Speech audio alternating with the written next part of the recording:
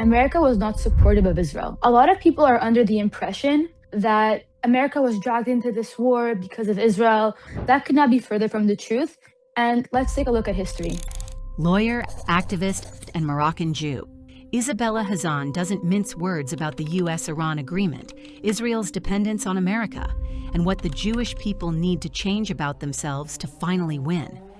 Only after 67, when Israel proved to be a regional superpower, that we won the war decisively, did America change its stance and start becoming more of an ally towards Israel. Since America is allied with Israel, Israel has not won a war decisively ever since. In the 1980s, with Operation Opera, Israel took out Iraq's nuclear capabilities.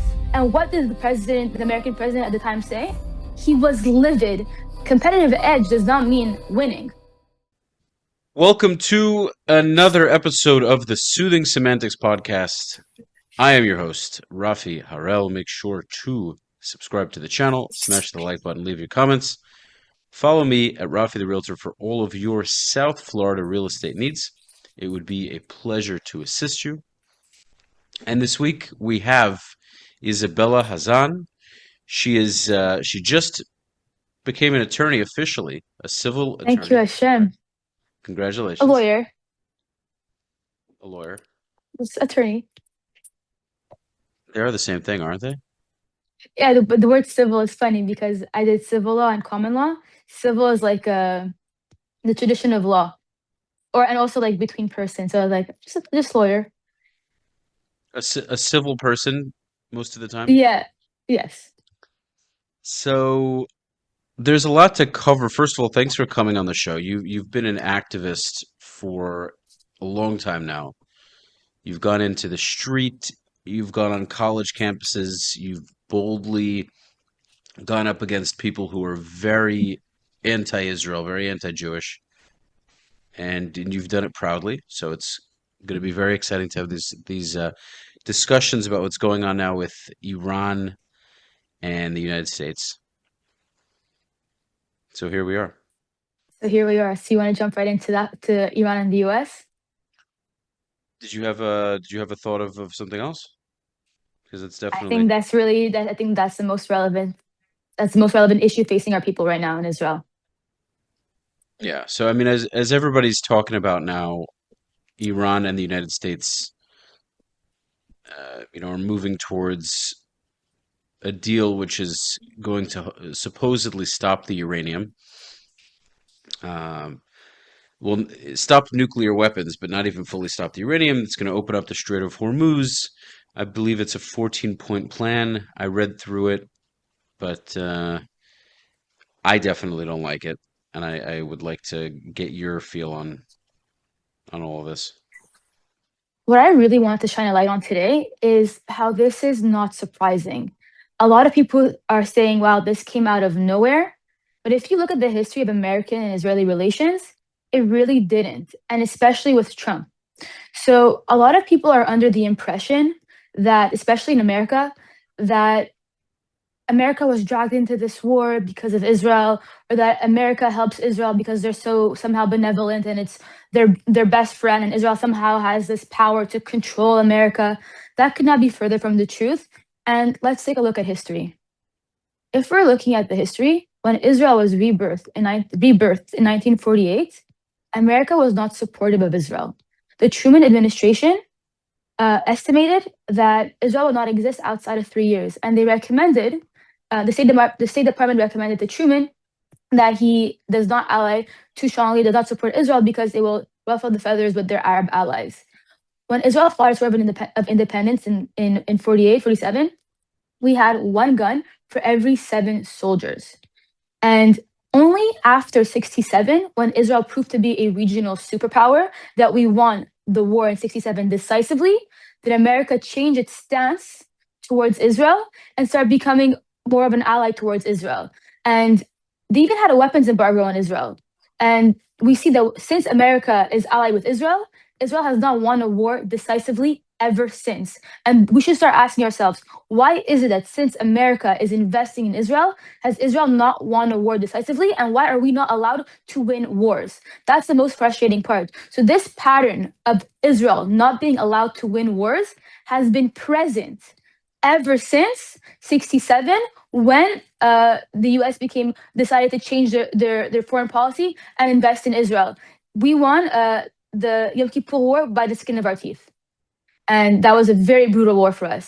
And that's really what I want to focus on, that because an American president may seem friendlier, use better words, and act a certain way, at the end of the day, the policy, the attitude, and the energy is the same, whether it was Biden, whether it is Trump, or let's look, the best example I can give you. In the 1980s, 1981, with Operation Opera, Israel took out Iraq's nuclear capabilities. They were on the verge of becoming a nuclear power. Israel struck out Iraq's capabilities via Operation Opera. And what did the American president at the time say? He was livid. America supported a UN resolution against Israel for taking out nuclear powers in Iraq. So this is not new. Iraq was on the verge of nuclear capabilities.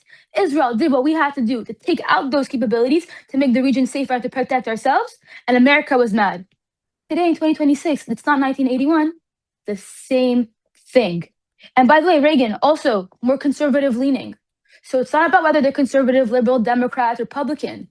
It seems to be American policy that Israel cannot win a war and that they are here to balance the powers out. They want Israel to have a competitive edge. That's what they say. So they'll sell weapons to Israel. And when I say sell, I mean they give Israel money to spend with an American market. So it's not really, it's like a gift to themselves. And they allow Israel to have this competitive edge, but they still sell to other countries in the region. And a competitive edge does not mean winning. And a lot of the technology is also defensive technology, like the Iron Dome. So this is not a surprise. And if you really look at the history, I think we would not be surprised. This is not some sort of a out of the blue thing by Trump. I don't believe that. It Do almost you feel me sounds on like. that? Do I what? Do you feel me on this though? Like this is not a Are you kidding me? surprise? Yeah, this is Like this is this, exactly how I people see it. are shocked. It's not shocking. Iraq, 1981, same, like, hello, same thing. It's almost as if they want us to survive, but they don't want us to have peace. God. Or Meaning like they, thrive they want us to be a too little much. bit strong. They want us to be stronger than our enemies or give us the illusion that we're stronger, but not allow us to defeat our enemies to the point where there's long-term peace. They want to keep the conflict going so they can institute their influence. They can hold us by our neck, so to speak. They control what we do because they give us the resources to continue to do it. Well, if it wasn't for us, you wouldn't be able to do A, B, C, and D. And then with the Middle East, there's enough turmoil in the Middle Eastern countries. There's enough infighting in the Middle Eastern countries where they can also assert dominance there. There's all this strife and civil war, and Israel constantly has to fight with them. Ultimately, it all comes down to there's conflict and America gets to come in and settle things. They get to, Exactly. solve the problem. But the reality is Exactly. they're creating a lot of the problems that exist in the first place. This is what colonial, meaning the British Empire did this, France did this, United States does this. This is what empires do. They fan conflict so they can benefit from it. And I think it's even deeper than that. It's also about them maintaining their power in the region in the way that they can control. It's like fueling the conflict, but they control the conflict in a way as well because they have their hand in it. What does the IRGC and the Strait of Hormuz and the oil supply have to do with Israel fighting with Hezbollah in Lebanon? Why was that part of the deal, that Israel cannot defeat Hezbollah? Clearly, an anti-American group, clearly a terrorist group. Hezbollah is a foreign army. I won't even say terrorist group because they're a sophisticated army at this point, funded by the Islamic regime in Lebanon. And now America is telling Israel they can't finish the job with Hezbollah. The people of Lebanon are suffering under Hezbollah. So it's even deeper than money because they're acquiescing to the IRGC. they're acquiescing the RGC, they're balancing out the powers. Trump is satisfied with about 80% of Iran's nuclear capabilities coming to an end, but does not want it to be 100%. It's like he doesn't want the Islamic regime to be all powerful, but he doesn't want Israel to be all powerful either. And the idea that Israel's not finishing the job fast enough, Israel was forced to fight with one arm behind its back because America kept putting, as we say in French, the bâton dans les roues, sticks in the wheels, sticks on around the road, like blocking Israel and inserting itself whenever Israel wanted to move further. So on one hand, America is saying, "Hey, you guys are not doing this fast enough," and on the other hand, when we want to, they're not letting us. And if you're feeling the climate, a few months ago, Trump said, "There's absolutely no way I will let them annex or do anything in Judea and Samaria and the West Bank." Or that is, what does that have to do with American interests? Why does America even sanction settlers? Why is America doing this? And I want Americans just to start asking themselves, why is America sanctioning units in the IDF? Why is America sanctioning individual Jews who they don't like their politics, who live in Judea and Samaria and the West Bank? Why is America threatened by Jews who live in a tiny strip of land, and within that tiny strip of land in the West Bank? Why are they sanctioning them? Why is that a threat to America? I don't have the answer, but clearly it is. Clearly, America doesn't support that. We give America Under Trump, by Israel the give way.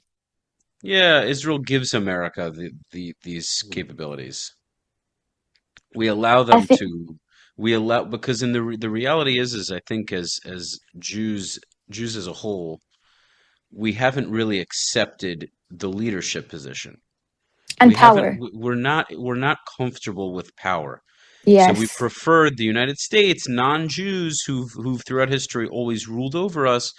We don't want to be too powerful. We would cause problems. People would feel threatened by us. Let's allow the United States to really control us. We'll make we'll stand our ground when we really need to, but we don't want to ruffle too many feathers. We've ruffled feathers Mhm. already.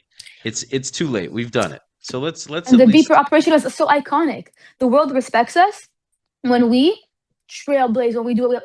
The world respected us so much after that iconic Hezbollah Beeper operation. It was right. a Mossad, like it was out of a movie. And I want to touch on what you said about Israel and the Jewish, I would say probably like more of a shtetl mentality of not us being, the big guy, and not us being the superpower, but almost not having confidence in ourselves to take our future in our own hands, as we saw that when we were fighting for our hostages and when we were fighting this war with Gaza, which we still are with Hamas after October 7th, a lot of the signs in Tel Aviv were in English, and they were saying, President Trump, please help us end the war.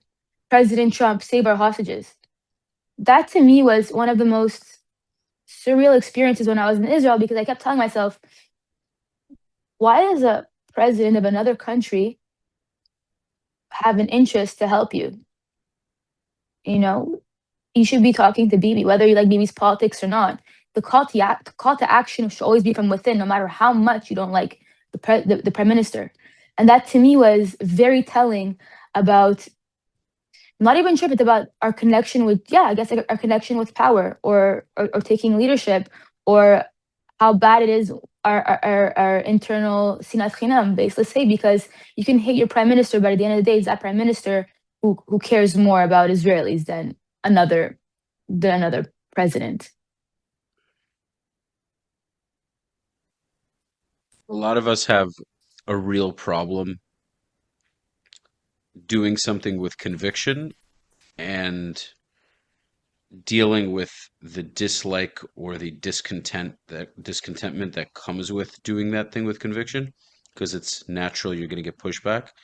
And I just think that it comes from a very long period, thousands of years of just not being in a position to make key decisions when you have to.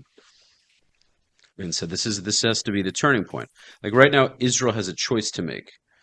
Do they continue the war in Lebanon, or do they pull back and let Hezbollah respawn and get the strength that they had before? And that's what we've been doing over and over again. There was a soldier that spoke. He was in Lebanon at the time, and he said, maybe, I don't know if you saw this video, but it was really going viral. I'll send it to you. And he kept talking about how we can't keep going back to the same things over and over and over. We keep pulling back. We take over land to protect the country, and then we get pressured to give up the land, and then we end up going back to war again. We take the land again, and then we pull back, and we do it again and again and again. He's like, this can't keep happening again. He's like, you can't expect Israelis to do this forever. Like Israelis, let's be very honest here. A good portion of Israelis are either not going to fight or they're going to leave. You can't keep doing God this over forbid. and I hate to say it. I hate to say Yeah. it, but like that you can't keep doing it. You can't. It's enough. I And know like someone, America's forcing us into that position every time, and we keep giving in. Israel has to literally take if the Lebanese army is not willing to at some point take over the country, meaning if Israel's able to weaken Hezbollah to such a point where the army can step in, the army's still going to have to deal with them. I'm sure Hezbollah is still going to have small cells that are going to fight with the army. The army's going to have some balls and take over the country. And if they're not willing to do that, and they're not willing to do it well, Israel's got to literally occupy that country until things change.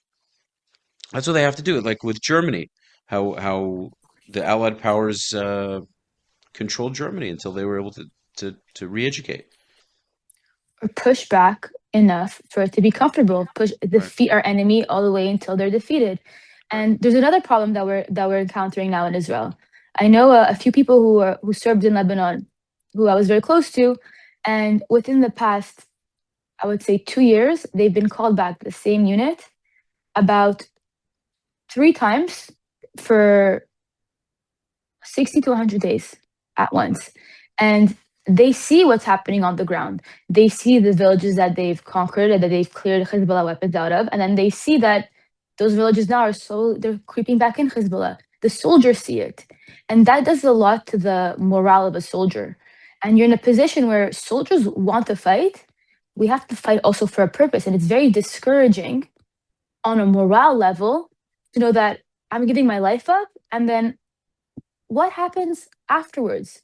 It's I soul lost my crushing. friends, and then this villages we conquered and that we cleared Hezbollah out of, we're allowing them to creep back in out of what? Out of American pressure, not even for the benefit of Israel. And I think that Bibi understands this deeply. I'm not sure every right wing Israeli politician understands it, and I'm not even sure the left in Israel gets it yet. But Oh, they're starting to. many of them don't for sure, but They're starting to understand that this whole like America is our BFF, ride or die is it's not this romanticized thing that's been sold to us at all. And I think that is why Trump also is starting to turn on Bibi if he hasn't already. First of all, after Trump's first when he was first elected, when he lost the election, he was insulting Bibi. Do you guys like? Do you remember that yeah. when he was on a podcast or something, saying how much he despised Bibi, that he tricked him or whatever? Because Trump knows that Bibi does what's in the best interest for Israel, and we can have a bunch of issues with Bibi, whatever Israeli politicians want to say. But at the end of the day, Bibi is the first Israeli prime minister to say we are doing a 10-year plan to wean off of American aid, which is really just It a has to credit happen. card that Give, we're give being me a given. sec. Um, what was I saying? Yeah, so Bibi is the first Israeli prime minister to say, "Hey, let's start rethinking this relationship." And I want to be clear: um, having allies is important. But the question that we need to get even more nuanced when we talk about this. It's not about allyship; it's about true allyship. Because right now, it's a dependency, and it's a allyship that's more in favor of the U.S. Why is it more in favor of the U.S.? Because they get real-time R&D. Like Israel's like their guinea pig for trying out technologies with real-time war, and then they get to use Israel as a lab to see what's happening in real time and get to advance their technologies way more. So America is not going to where the way Israel is. Close to every, what is it, like 90%, 95%? I forgot the statistics, but it's that's certainly above 90% of the money America gives to Israel is given back to America. to purchase weapons from America. So they just increase their weapons, they increase their military capabilities. And Israel gives America invaluable, incredibly valuable intelligence that they would not have had otherwise. Israel's benefit is in the short term because let's say we have a war happening now, we can say America is with us and they can provide us something short term, and it's like a lifeline that's short term, and it's not even that beneficial short term because we see Israel took out the IRGC's nuclear capabilities. They Israel is the one who achieved aerial superiority, and then the last minute when Israel was missing that bomb, America came in and did it and took credit. But all the work that went through it before, which achieving aerial superiority, holy shit, that's a big deal. Israel did that on its own. So We did. short term, we have that help, but long term, if we were able to do that last thing, that last bomb to I don't know what it is called, a bunker bomb or whatever it is, to destroy what we had to destroy, then we wouldn't have needed to call in America and had to play this game of back and forth, and to balance out the powers. And ultimately, um, when we are on our own and when we show that we're independent and when we do what we got to do to defend ourselves, America's going to want to be our ally even more. It's going to balance out the relationship and they'll respect us even more. So in the end, us having chutzpah actually makes our friends like us more. Actually, only enhances our place, and we see Could that. not agree So more. Could not agree more. So true. Because we don't have to rely on them to give us things.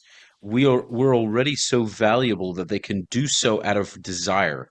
There's already a need to have this allyship. So instead of this unbalanced this power balance relationship where we'll give you things, but you have to listen to us, it's, you know, you're going to do what you want to do. We're going to do what we want to do. A lot of our interests are aligned. We both have a lot to benefit from each other. Let's work together. Let's trade with each other. Let's buy and sell with each other. The relationship completely changes. When it comes to Lebanon and Iran, stay out of it, United States. Let us handle it ourselves. If you want to play a part in it and it makes sense, fine. But you're not going to tell us whether we pull out of Lebanon or not. You're not going to tell us whether we attack Iran or not, and we have to act this way. This is it's the only way forward. I mean, nothing's going to change until we actually move in that direction. Like if Bibi says that he's going to, work toward making Israel fully self-sufficient militarily in the next 10 years, he better start. I mean, I hope they're already moving towards it. I hope it wasn't just a bunch of yap. you know who we can learn from? Like ironically, Egypt. Egypt used to be heavily influenced by America, and they decided to broaden their allyships, to broaden their connections. They started dealing more with Russia, with China, and they stopped depending solely on America. And now, look, Egypt is more independent. I'm not saying for Israel to become best friends with China, but what I'm saying is that we need to start thinking of our allyships and who we trade with more strategically, and that we get them on our own merits and not because of American influence. It's not sustainable. Especially because a lot of Americans don't want to do it. If the major consensus of the American people, is that they don't want to be involved in wars, it's short-sighted. It's very short-sighted because young Americans, say around our age, who don't want Israel to be our number one ally, or they just want peace with Iran, whatever it is, if they're opposed to what Israel needs to do, then fine. But just understand that your power as the United States economically and the way you're seen in the world is going to lessen. It's going to decrease. You're not going to be this hegemony that you used to be. Because if you play Mhm. Switzerland, if you play the pacifist country like Switzerland, you're not going, yeah, you might have fewer conflicts, your country might go to war less, the soldiers may not need to die as much, which is fantastic. So that's fine. Mhm. Yeah, nobody But wants that. but you're not going to be the US. You're not going to be what the United States is. Like that's the reality is if you want to be an empire, you need to act like one. What do empires do? They create conflict, they put their nose in everyone's business. They They make a lot of noise. They're not quiet. Empires are not quiet. So that's what it comes down to. And we can't ignore Qatar What, too. The what about recent Qatar? the money, the recent what was it, $19 trillion or something that Qatar was going to invest in the U.S. Like I don't know what, I forgot the number, Hmm. but an It was, I believe, enormous. 13 or 19, something like that. Yeah. I think was it, well, how much was it? Was it like a trillion or billion? I forgot. Trill- But it It, was. it, it's supposed to be several trillions, from what I So understand. then I remember saying 19. So I'm pretty sure it's $19 trillion invested in the US. And hello, about a year ago, the Qatari air base in America that they're building, and they're saying no, it's not a Qatari air base, it's just where they're gonna train Qatar. It's like we're playing on words here, but this is Qatar investing to have a military base in America. And does that not sound like a national security concern? So Of course it is. it seems as though Israel got very strong, and I don't know, maybe America wants to be friends with everyone.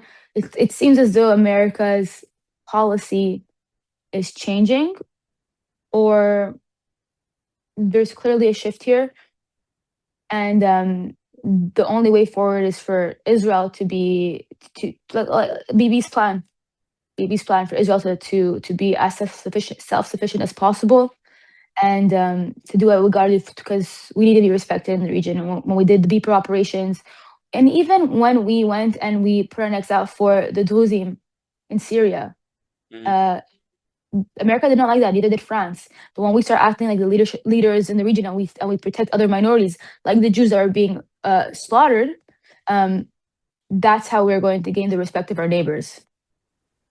There's no doubt about it. America doesn't care, other than the evangelical Christians. They don't care about our survival the way we think they do. It's a very naive. It's a little bit retarded that we think most Americans. It's a good word, Isabella. It describes Listen, important things. I know that word was not, we were not allowed to use it for a long time, but I hear you. It makes me laugh. We're not talking about special needs here. We're talking about It people just it just described the whose brain. situation. Yeah, I'm gonna get canceled. I knew it got you. I knew it like, threw you off. I rebuke you. I can't go moving forward. They're a little Joking. bit off.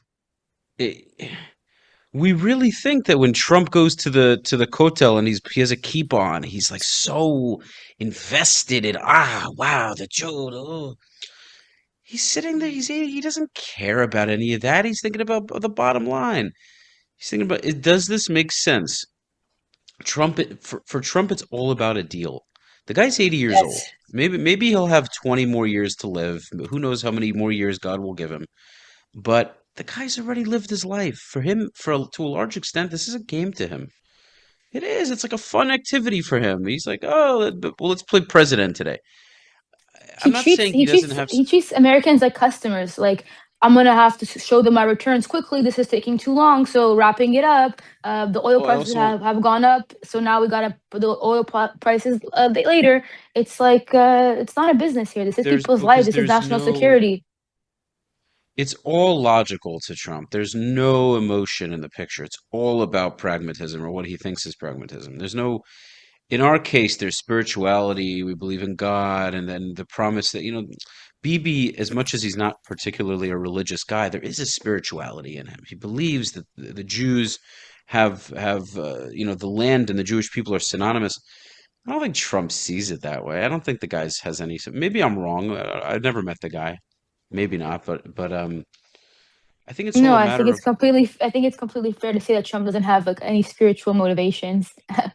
yeah. uh, I think if Unless you're it's not like, naive, you can see it. Yeah, he's not exactly going home and being like, God, help me out. Da, da, da. Like no, it's gotta all about protect the Jews, the chosen right, people, right, and right, right. no, Like no, no. bless them. Whoever blesses them will be blessed. Yeah, like I don't think But I he. will say though, there seems to be a spiritual disdain from the nations in general when they see Israel coming back to the world stage. when they see Am Yisrael being reborn out of the ashes, coming back to be a center player in history again. And we see that at the UN. I think that if we want to talk about something spiritual, I do think there's the spiritual reaction of Israel coming back home and the nations being like, wow, the people are back. Like that, I would say, is spiritual. Yeah, but who's feeling that?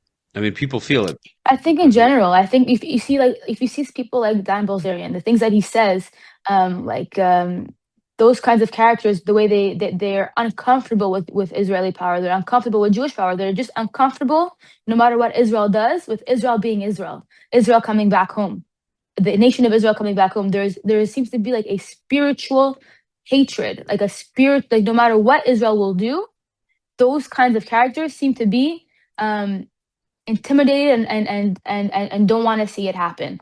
That I feel that on a spiritual level for sure. I see what you're saying. There are definitely people who I think see it that way.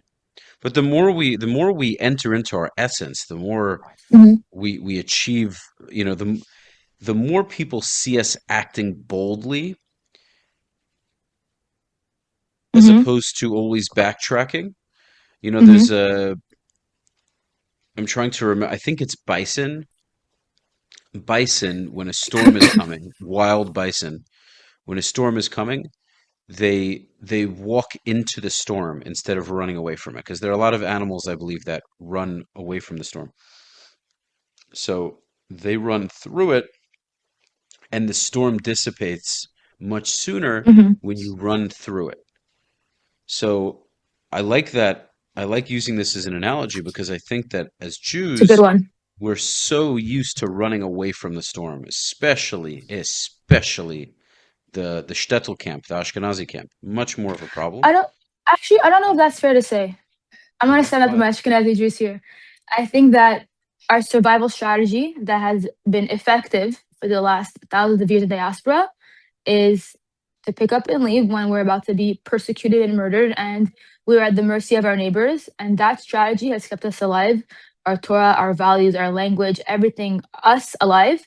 And and that's all we did. And now that we're back home, we need new strategies to survive. And the new strategy to survive is to go against the current, to be bold. And the new Jew has a is forming. Like maybe I have a more maybe I'm more naturally more optimistic, but the IDF's motto is "Achagai," after me. Um, so I know I see like I see the new Israeli as jumping in head first more, but I think sometimes when it comes to as a collective, and our policies and our politics, sometimes we are like we mentioned before, uncomfortable with the power, but I do think we try our best to run towards it and dealing with America and just disagreements amongst ourselves is the issue. It's very nice that you're politically correct sometimes, Isabella. I appreciate But that. why is that? Is that politically correct, or is that just a little bit more details? It's just softer. You're smoothing it over. You're smoothing over No, the it's edges. different. It's different. You know why it's different? Because it gives credit where it's due. I think you're It's giving explaining how credit where it's due. things. No, we don't really disagree. I think you're just explaining how the feeling came to be of why we have this kind of shtetl mentality, like where it comes from. It comes from the survival strategy being escaping. The problem is that camp still overwhelmingly believes in that escaping mentality, and you just still see it plaguing But Cop that One camp until survived, and yeah, like but it can't. Yeah, but now but it's meaning now that we don't have to play that strategy, we have to get rid of that play. It's not a good strategy anymore. no, I When agree you with you. I when agree you with don't you. have But I think we got rid of it for the most part. Some like no, I think we have. I think our issues we is wouldn't be in this now. position if we did. We're still in the position we're in because so many of us Yeah, are. I hear you, but I think there's more factors to it. I think that our lack of agreements amongst each other in Mhm. Israel, when you have 20 people rowing the boat, you like row in the same direction instead of rowing together. So I think that contributes to it. I think American influence contributes to it. So I would say those two are huge factors. America and our disunity is what contributes to it. Also, like and then not to equally, not to be diminishing. but like equally also to what you said of us, being uncomfortable with power. Yeah, I think, yeah, I'm as an Ashkenazi Jew. No, but I cover this a lot. I cover this a lot. It's just because to me it's such a big part of the issue. It's like the liberalism among us, the liberal lens of seeing things, like Reform Judaism in New York, kind of like the as a Jew, like as a Jew, I am against the occupation. As a Jew, I believe in two states. It's like you have that in Kaplan and Tel Aviv. You have all like this hardline liberals, and it's like Judaism is watered down to just the Passover Seder. Like that's what it's a singing, Yeah. you know, like for the equivalent of Christmas jingles for Jews. Like Judaism is like this cute little Which is decoration. which is literally the equivalent of Christmas jingle. Like they'll literally have like the Hanukkah bush. Like talk about assimilation. This is all but I'm saying this is where it ties in is you have that you don't have that intrinsic among the Sephardic Mizrahi culture being Judaism is much more internal. It's kind of this intrinsic thing where they see it as more of an identity, whereas the modern like New York Reform Jew sees it as much more of a decorative thing you kind of just sprinkle on yourself. Yeah, there's It's much more exterior. We're like, oh, I want to feel a little Jewish today, and you like take it, you take the kippah off your shelf, like it sits there when you want it, and you just kind of take it and oh, okay. And then when you're done, you put it back. Yeah, But the there's problem no is doubt when that assimilation doesn't allow us to engage meaningfully with our identity and our traditions, our history. Moroccan Jews, for example, their diaspora, very blessed. We have like so many sages, so many tzaddikim. When I was in Morocco, I was in awe of how many thought leaders in Kabbalah, how many thought leaders, how many poskim, how many great minds were in Morocco for thousands of generations, for hundreds of generations, it's thousands all of the years. Moroccan And fish, it's the omega threes. You get a lot of yeah, thought. Yeah. that's so funny. Yeah, so yeah, I think that I can speak from my diaspora, is that we had a lot of like we assimilated a lot less. The threats to assimilation were a lot less. Like what's happening in the U.S. now, like the assimilation rates are extraordinarily high. Um, Well, you know what's that's not to be interesting? ignored.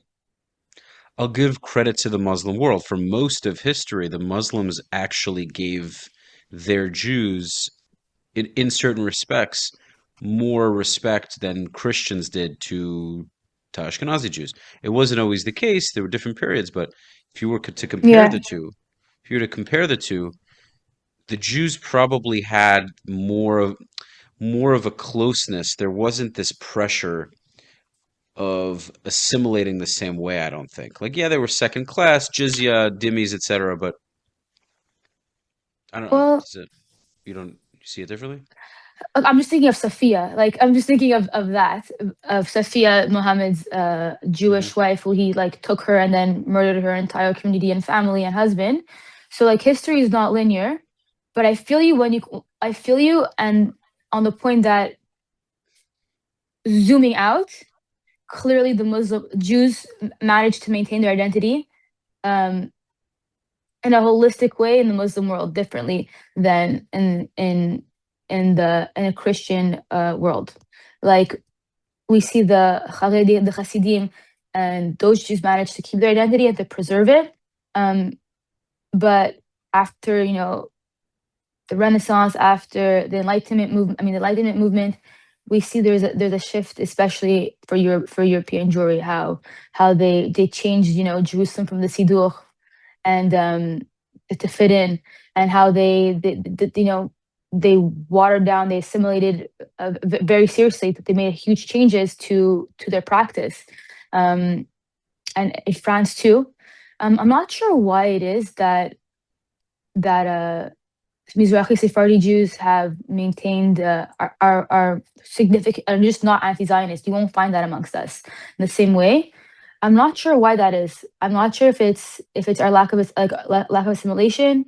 Maybe it's culturally, but we see that it's not really a phenomenon in the Mizrahi community, in the Sephardi community.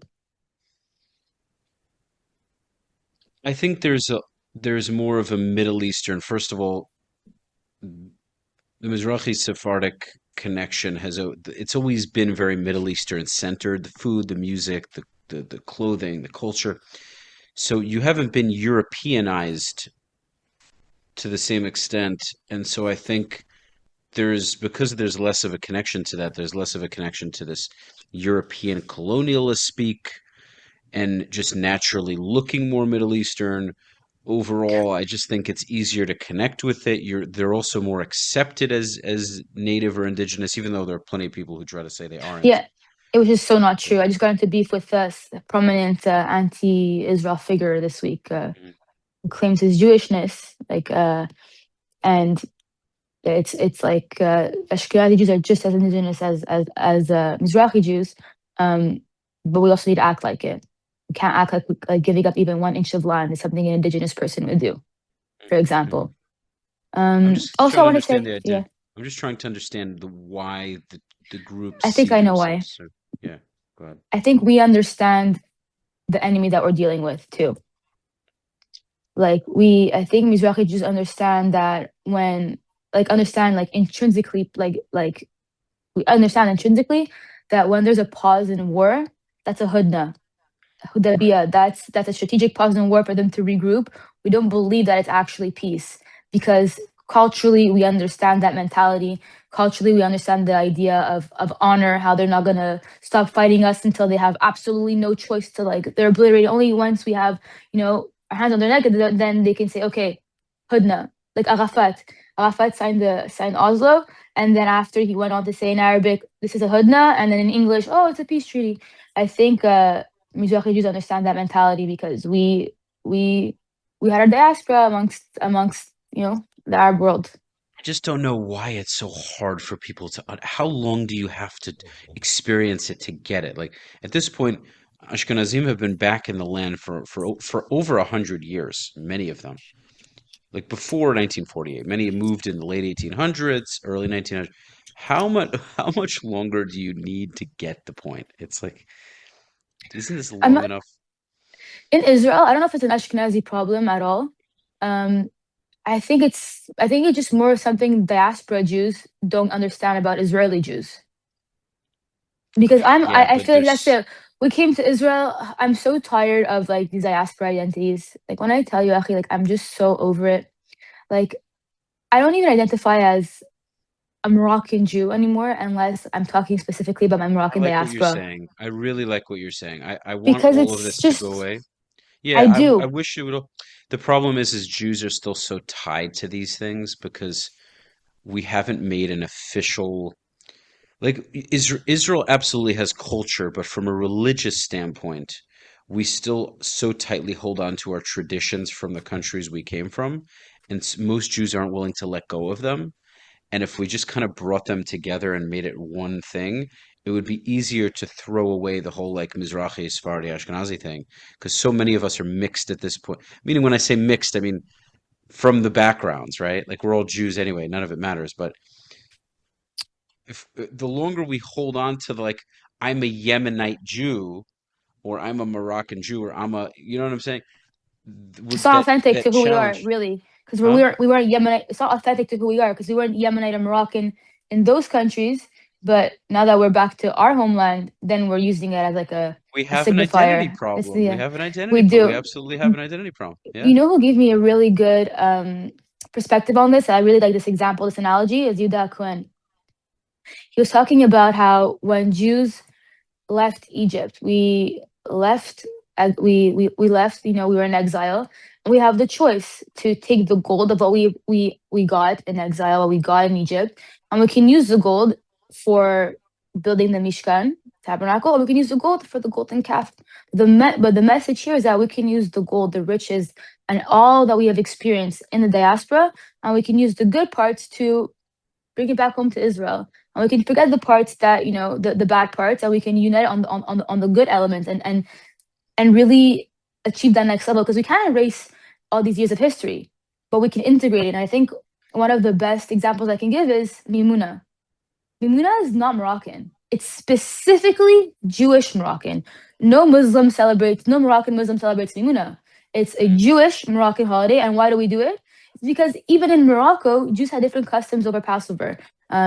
Somewhat, so we couldn't eat at each other's houses. Nah, this one does this. This one has chickpeas. This one doesn't. So at the end of Pesach, we said, okay, let's come together to show that hey, we're all good and it's Mimuna. And we would house hop different parties to celebrate the end of Pesach, celebrate our liberation. And Israel, the state of Israel, does Mimuna parties. And that is not like a diaspora identity. It's something that developed in a diaspora, but it's also distinctly Jewish. So to Hmm. take things like that or survival strategies that we've learned or knowledge that we have and to use it for our greatness. And I think Israel, even like subconsciously or not even on purpose, does this naturally. Like our innovation, our innovative minds, the way we are, the startup nation, and just the military, like how we've achieved in high levels, like that is also because different diaspora experiences and different lessons have helped us. It's very true. The question is, how do you do it? Because I've thought of this too, by the way. What you're saying makes so much logical sense, but how do you actually get a bunch of stubborn Jews to kind of integrate culture?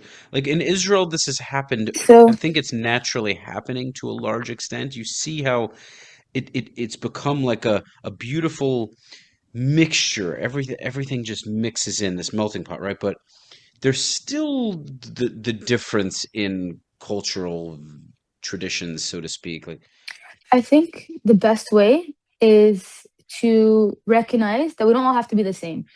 In the Torah, it talks about when Yaakov was blessing his sons, and in the blessing, he made, and it was mandatory for everybody to stay. The best way for us to integrate all of our riches from the diaspora and unite is to recognize that we're not all going to be the same. And not only is that okay, that's how it's supposed to be. We're a tribal people. We're 12 tribes. We're different, and we see that when Yaakov was blessing his sons, Reuben had to stay for the blessing of God, and Asher had to stay for Yehuda. And the commentaries ask, like, why do the brothers have to stay for each other's blessings? Because all of their blessings, even though they were different, they were equally important. My friend Inon says, unity is not uniformity. He has that line that encapsulates that perfectly. That unity is not uniformity, and true peace, shalom, to be whole, to be one, is to not be the exact same, but to unite the different puzzle pieces. Not every puzzle piece is the same, but for a puzzle to stick together, we have to integrate the different pieces and make a beautiful picture. So that's the way that I see it, is to number one recognize that if someone doesn't have the same idea as you and doesn't have the same approach as you, not only is that okay, that's good. You know, mhm, the mhm. people on Kaplan Street, they serve a purpose. The people who are in the Shtachim, they serve a purpose. And we have to love and respect each of them the same, regardless of their approach, because we need these different kinds of approaches. We need these different kinds of Jews with Yeah, the different Kaplanists. powers. Yeah, the Kaplanists. As much as I can't stand them, they balance. They help balance the hard line right. I guess that's the reality. Is They're also great with institutions. Many institutions, um, and like for example, like the spiritual force of like done is like Zionism. They're very good with the material world, very good with institutions in the way that the right is less. So we need both. We need to balance out both. Look how amazing the people on Kaplan mobilized, uniform messaging, the hostage, they it's a mobilized the French hostage thing. Just center, just say it like say it. Hustage. How do you otage, how do you ot- say how do you pronounce? les, les otages. We Huh? would How do say you in say? French, otage, Otage. Yeah. otage, yeah. Excuse me, please. Dear otage, we need to bring back. So yeah, Yeah, I agree. So, ladies and gents, go follow Isabella on her social media, all platforms. I'm gonna have her links in the description, but it's Ysabella Hazan. That's how you spell her name, right? I got it right, I believe. Nachon, yes, thank you. Perfect. And of course, follow me, Rafi the Realtor. Would love to help with real estate. You can also support the channel in the Buy Me a Coffee link in the description.